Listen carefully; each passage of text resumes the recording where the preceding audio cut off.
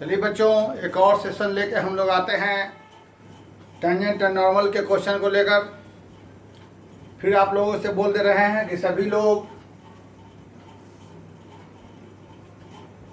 लोग tangent and normal में जो जो क्वेश्चन है, मतलब कि डिफरेंशिएशन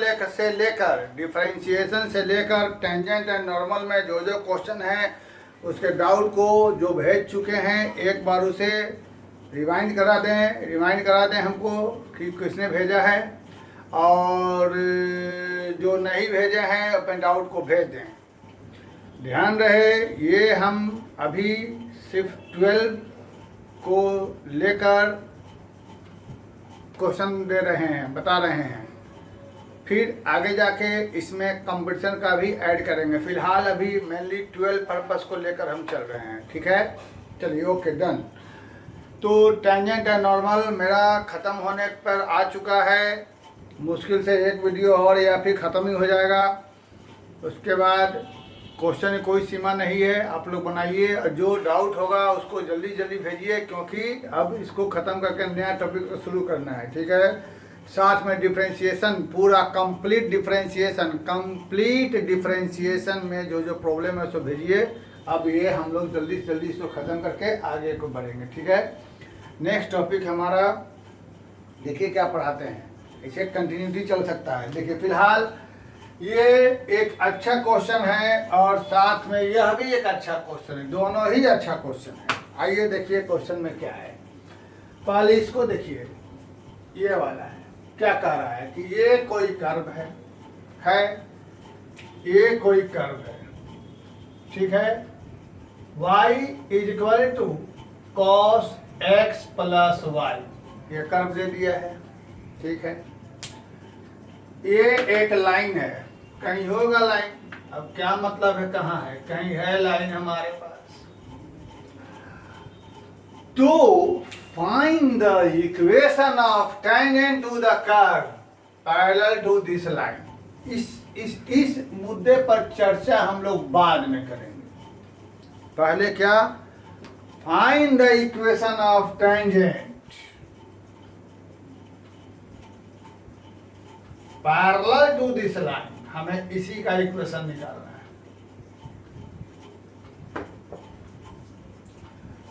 तो इसका इक्वेशन निकालने के लिए सबसे पहला काम कि हम लोगों ने इस लाइन का स्लोप निकाला। क्या चीज, -1/2 अपने पुराने नॉलेज पर। तो इसका भी स्लोप तो बेटा वही हो जाएगा, m2 बराबर -1/2 और दिस इज योर dy/dx। क्यों? क्योंकि यह टेंजेंट इसका, यह लाइन इसका टेंजेंट है, टेंजेंट का स्लोप dy/dx। चलिए, y बराबर cos, यह हमको dy/dx दिया हुआ है। कैसे, फिर से यह एक कर्व है, इस कर्व के वैसे टेंजेंट का इक्वेशन निकालो जो इस लाइन के पैरेलल है ना। तो इस लाइन का स्लोप ये रहा -a/b, तो इसके पैरेलल टेंजेंट है, टेंजेंट का स्लोप वही रहेगा और टेंजेंट के स्लोप को ही dy/dx कहते हैं, dy/dx यह रहता है। अब इक्वेशन ऑफ टेंजेंट निकालने के लिए हमारा मुख्य मुद्दा है ये पॉइंट निकालना x1 y1। तो इसको जब हम डिफरेंशिएट करते हैं तो यहां से हो जाएगा -sin x plus Y bracket में 1 प्लस, कैसे हुआ आप अच्छे तरीके से जानते हैं, cos का माइनस साइन और अंदर में x का 1, y का 2। अब dy/dx बराबर क्या दे रहा है, स्लोप ऑफ टेंजेंट है ना, स्लोप टेंजेंट दिया हुआ है dy/dx। तो dy/dx की जगह उठा कर वैल्यू पुट कर दिया गया। ठीक है प्यारे बच्चों, 1 -1/2, माइनस माइनस कैंसिल हो गया, ये आ गया प्यारे बच्चों। तो यह भी कैंसिल हो गया, sin x प्लस वाई। ठीक है, नहीं, इसको ऐसे नहीं जा रहा बेटा, हमको पॉइंट निकलना था ना, रुक जाइए। तो at x1 y1 slope of tangent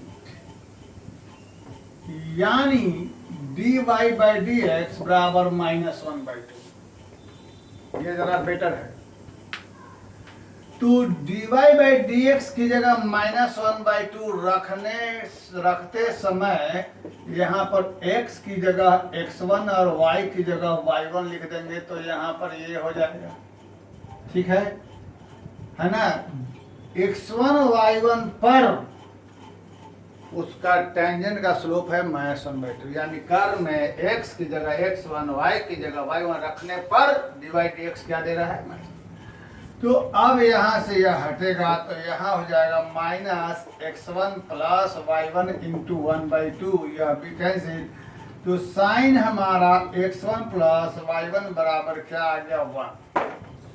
अब सोचो साइन का वैल्यू 1 कब कब होता है, यह सोचने वाली बात है। साइन का वैल्यू 1 कब कब होता है, तो आइए आपको थोड़ा समझा दिया जाए, बहुत मामूली चीज है। चलो बेटा यहाँ पर एक्सिस बना लो, थोड़ा सा समझा दिया जाए। अच्छा, इसको तो मिटा सकते हैं हम लोग, ये वाला काम खत्म हो चुका है। एक एक्सिस बना लो, बेटर रहेगा तुम्हारे लिए। शुरू करो यहाँ से 0 पाई, और बहुत तरीका है निकालने का।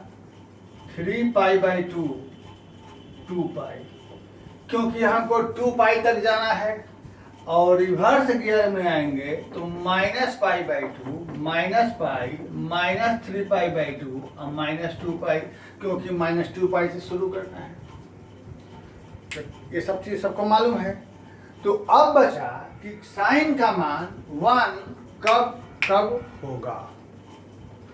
साइन का मान 1 कब कब होगा? जब जब यहीं पर रहेगा साइन का मान 1। तो साइन का मान 1 होने के लिए हमारे पास x1 प्लस y1 का मान पाई बाई 2 या -3 पाई बाई 2, दो बातें हो गई। ठीक है। साइन का मान 1 होने के लिए हमारे पास क्या क्या वैल्यू हो गया, तो देख लिया जाए। x1 प्लस y1 का मान पाई बाई 2 रहा, या क्या रह गया हमको? -पाई बाई 2 रह गया। ठीक है, वेरी गुड। अब आगे की बात, अब आगे हम चलते हैं। तो जब साइन का मान वह रहेगा, उस समय हमारे पास कॉस का मान क्या हो जाएगा? आगे देखिए क्या चीज, चूंकि x1 y1 lie on curve y बराबर कॉस, है ना। तो सॉरी, तो इसलिए यहाँ y1 बराबर कॉस x1 प्लस y1। अब देखो, जब जब साइन का मान 1 होता है, यहाँ पर कॉस का मान क्या होता है? 0। तो एट पाई बाई 2 और -3 पाई बाई 2 कॉस का वैल्यू क्या हो जाएगा हमारे पास? 0। इसलिए y1 बराबर यहाँ क्या हो गया? 0। फिर से बोल दें, चलिए हटाइए, कोई बात नहीं, सिंपल सी बात है। जब x1 प्लस y1 का मान हम पाई बाई 2 रखेंगे या -3 पाई बाई 2 रखेंगे, तो उस समय हमारे पास कॉस का मान क्या हो जाएगा? 0, क्योंकि इसके लिए कॉस का मान क्या हो जाएगा? 0। ठीक। अब कॉस का मान 0 हो गया, तो यहाँ पर जो ये वाला हमारा चीज रहा, इसमें ये 0 हो गया, तो y1 बराबर क्या हो गया? अब y1 बराबर 0 हो गया, तो y1 का मान यहाँ पर 0 रखने पर हमारे पास x1 का मान क्या निकलेगा? पाई बाई 2, और क्या निकलेगा? -3 पाई बाई 2। तो ये हमको पॉइंट मिल गया। हम आपको फिर से एक बार चर्चा कर देंगे, ठीक है ना। तो हमारे पास पॉइंट्स क्या निकल गए प्यारे बच्चों? पॉइंट्स निकल गए, x का मान पाई बाई 2, y का मान 0 और x का मान -3π/2 है, y का मान 2 पॉइंट निकल गया हमारे पास। अब इन दोनों पॉइंट से स्लोप हमें मालूम रहेगा, हम इक्वेशन ऑफ टेंजेंट इजीली निकाल लेंगे। फिर से एक बार, क्योंकि एनसीईआरटी के मिसलेनियस का क्वेश्चन है, बढ़िया क्वेश्चन है। देखो फिर से एक बार, सबसे पहला काम क्या करना है? पहला काम, ये कर्व दे रहा है, इस कर्व के टेंजेंट का इक्वेशन जो कि पैरेलल है इस लाइन के, तो इसका जो स्लोप रहेगा वही इसका स्लोप रहेगा। इसका स्लोप क्या हो गया? -1/2, इसका स्लोप -1/2, और चूंकि यह कर्व का टेंजेंट है तो यही स्लोप हो गया dy/dx। कहानी खत्म। हम ये पॉइंट निकालना है तो पहले पॉइंट हम एज्यूम कर लेते हैं x1 y1। चलिए अब आते हैं क्वेश्चन पर। दिए गए कर्व को हमने पहले डिफरेंशिएट कर लिया। अब डिफरेंशिएशन करने के बाद चूंकि x1 y1 पर टेंजेंट का स्लोप यह है, यह लिख दिया हमने। इसलिए जब x की जगह x1 y की जगह y1 रखेंगे तब हमारे पास dy/dx का मान क्या हो जाएगा? -1/2। इसका इस्तेमाल किया। ऐसा करने के बाद हमारे पास साइन की वैल्यू 1 आ गई। अब सवाल है कि हमें साइन की वैल्यू 1 कब कब आएगी? तो हमारे पास दे रहा है -2π से +2π। तो आइए इसकी एक बार फिर से चर्चा हम लोग कर लेते हैं। -2π से +2π की कहानी क्या है? तो हम लोग जब ये क्वाड्रेंट ले लेते हैं प्यारे बच्चों, तो शुरू करते हैं 0 डिग्री से, फिर ये हो जाएगा π/2, यहाँ हो जाएगा पाई, यहाँ 3π/2, यहाँ 2π। 0 से 2π कहानी हो गया। अब -2π से स्टार्ट है तो यहाँ से हो जाएगा -π/2, -π, और -3π/2 और -2π। -2π से +2π के बीच हमारे पास इतना एंगल रहा, और इसमें कह रहा है साइन का मान 1। तो साइन का मान 1 यहाँ पर एक ही जगह रहता है। यहाँ पर कौन कौन सा एंगल हो रहा है मेरे पास? एक हो रहा है π/2, दूसरा हो रहा है -3π/2। ये हमने लिख दिया। अब आगे, अब चूंकि x1 y1 इस कर्व पर लाई कर रहा है तो कर्व को सेटिस्फाई करेगा, तो यहाँ लिख दिया, सेटिस्फाई करा दिया। अब इस वैल्यू के लिए x1 y1 का मान जब π/2 रहेगा, जब 3π/2 है 3/2, तो यहाँ पर तो cos का मान होता है 0, तो इस जगह पर cos का वैल्यू क्या हो जाएगा? हमको 0। यह क्या हो गया? 0। cos का वैल्यू इस और इस एंगल के लिए cos का मान 0, तो यह पूरा 0 हो गया। तो y1 का मान क्या हो गया? 0 है। अब y1 का वैल्यू 0 यहाँ रख दिया तो हमें x1 का मान 2 निकल गया। तो पॉइंट क्या रहा? एक x1 या y1 या एक x1 या y1 या 2 पॉइंट निकल गया। अब ये दोनों पॉइंट हमारा निकल गया और साथ में स्लोप हमारे पास मालूम है। तो इक्वेशन ऑफ टेंजेंट बताना मैं तुम्हें जरूरी नहीं समझता हूँ, फिर भी बता देता हूँ इक्वेशन ऑफ टेंजेंट कैसे निकलेगा। बहुत ही प्यारा क्वेश्चन है। पॉइंट ए रहा x1 y1 और स्लोप रहा क्या मेरे पास? वो वाला -1/2। तो y - y1 बराबर स्लोप x - x1। अब इसको अरेंज करना तुम्हारा काम है। y - y1 0 बराबर स्लोप x - x1 मतलब +3π/2। अब इसको अरेंज करना तुम्हारा काम है। तुम इसे कैसे अरेंज करते हो? मेरी कहानी यहाँ पर खत्म है। ठीक है, बेहतरीन क्वेश्चन, अच्छा क्वेश्चन था। चलिए वो भी एक बहुत ही प्यारा, बहुत ही सुंदर क्वेश्चन है। फटाफट उस क्वेश्चन पे आ जाइए, क्विक फास्ट। पहले क्वेश्चन समझिए, फिर आगे की बात मैं कुछ समझाऊंगा। सबसे पहले क्वेश्चन समझना जरूरी है प्यारे बच्चों। सबसे पहला काम क्वेश्चन समझिए, फिर उसमें कुछ और चीज समझाएंगे। ठीक है, पहला काम क्वेश्चन समझना है, फिर कुछ और बात समझाएंगे।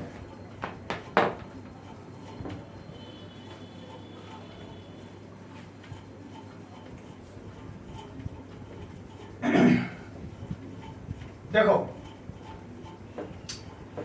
यही आ जाएगा ऑब्जेक्टिव में। ऑब्जेक्टिव में क्या आएगा? यह पैराबोला हटा देगा। Lies on option A parabola, option B ellipse, option C hyperbola, option D circle. Choose करिए क्या है। क्वेश्चन बनाए रहेंगे, टिक लगा देंगे, 1 सेकंड में आंसर। यही क्वेश्चन रहेगा। क्वेश्चन जो बच्चा ठीक से पढ़ा होगा एनसीईआरटी का, जो 12 की तैयारी ठीक से किया होगा, तो इस बार जेईई मेन का क्वेश्चन देखा होगा, एकदम ही आसान क्वेश्चन। कुछ क्वेश्चन तो रहते ही रहते हैं, वरना एकदम इजी क्वेश्चन जेईई मेन का आया था। एक दिन का क्वेश्चन थोड़ा टफ था, वरना अभी तक जो हमने देखा है 5 तारीख तक क्वेश्चन बहुत इजी आया था। देखिए, अब बच्चे पढ़ेंगे नहीं तो क्वेश्चन तो टफ उनका लगेगा ही लगेगा, पढ़ना तो पड़ेगा। जो बच्चा सिंसियरली पढ़ा था 12 की तैयारी, या जो 11 ठीक से पढ़ा है, अभी तक जो 11 ठीक से पढ़ा है, या इतना टॉपिक जो देख लिया, टेंजेंट नॉर्मल का क्वेश्चन जो देख लिया, इन्वर्स टीओ का जो देख लिया है ना, मैट्रिक डिटरमिनेंट देख लिया है, क्वेश्चन मिला ना, क्वेश्चन वाकई पढ़ने में मजा आया होगा। फिलहाल देखिए क्वेश्चन क्या कह रहा है। सबसे पहले ये हमारे पास खुद अपने आप में यह एक पैराबोला है जी, यह अपने आप में एक पैराबोला है जी, ठीक है जी। ये अपने आप में एक पैरा, क्वेश्चन मिला लिया जाए एक बार, अपने आप में एक पैराबोला है, y स्क्वायर बराबर 4a, सब बोर्ड मॉडल क्वेश्चन है, x plus a into sine x by a. कह रहा है भाई इस कर्व पर पैराबोला है, क्या है वो अलग चीज है, y का 4 है, यहाँ भी x है, उसको दिमाग में लगाएंगे, कुछ अजीब सा कर्व है।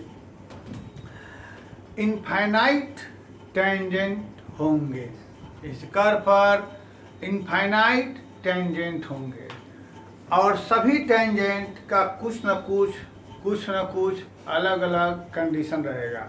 कोई किसी के पैरेलल, कोई किसी के पैरेलल, कोई किसी के पैरेलल, कोई किसी के परपेंडिकुलर, अलग अलग बात रहेगी।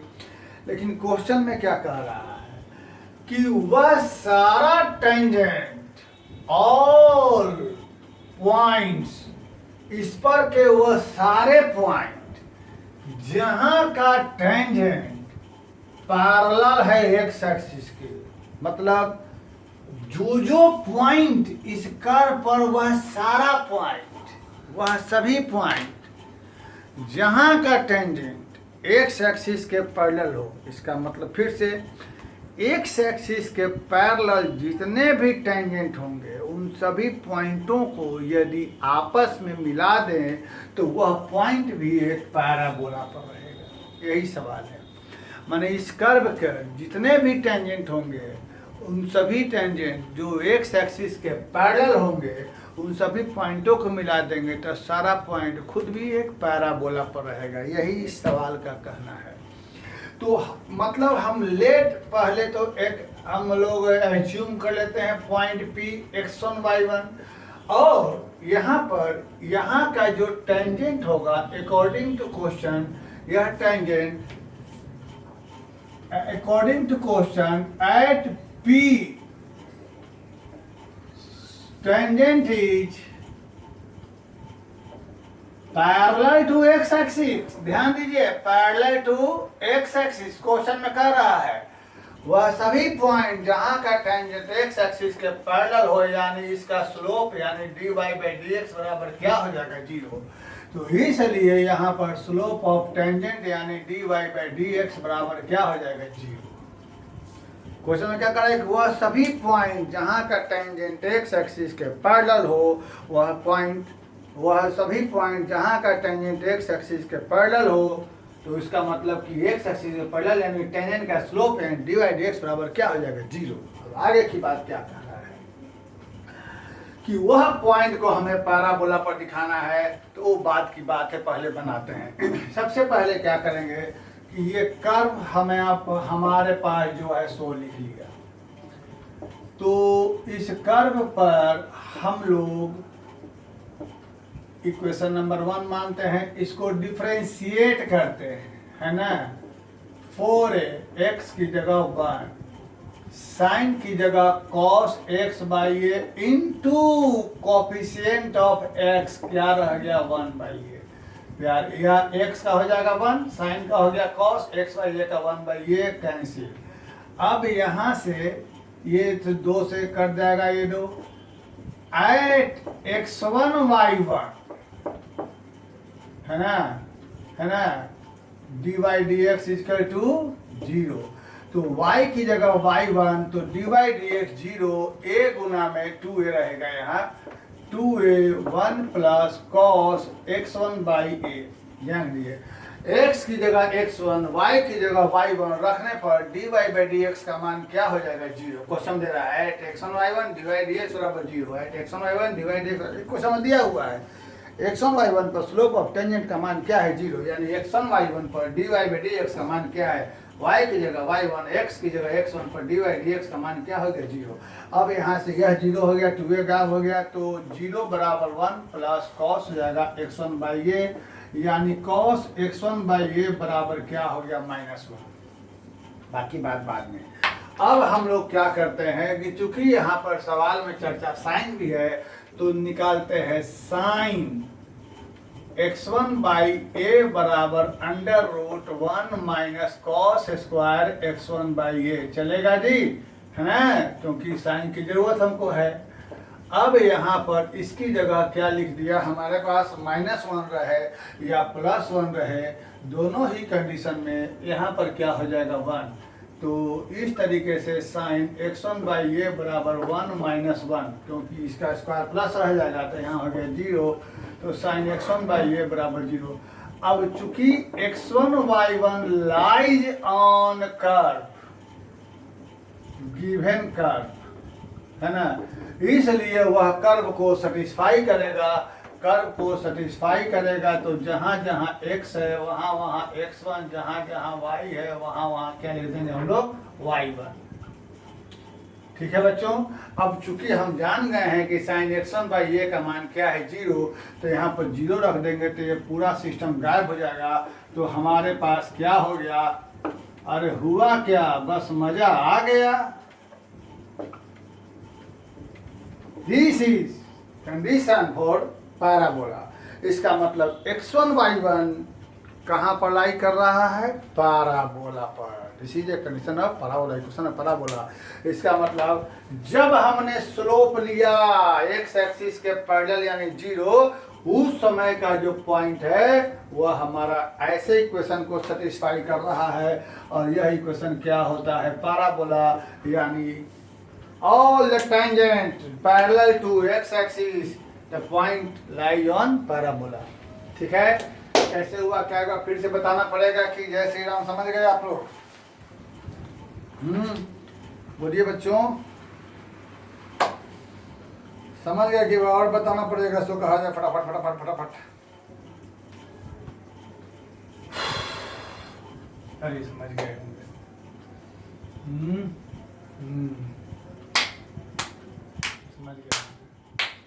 देखिए इसको फिर एक सेशन में और कुछ क्वेश्चन लेके आते हैं। मतलब अगले बार जब वीडियो डालेंगे टेंजेंट नॉर्मल का, तो मेरे ख्याल से वो लास्ट हमारा रहेगा।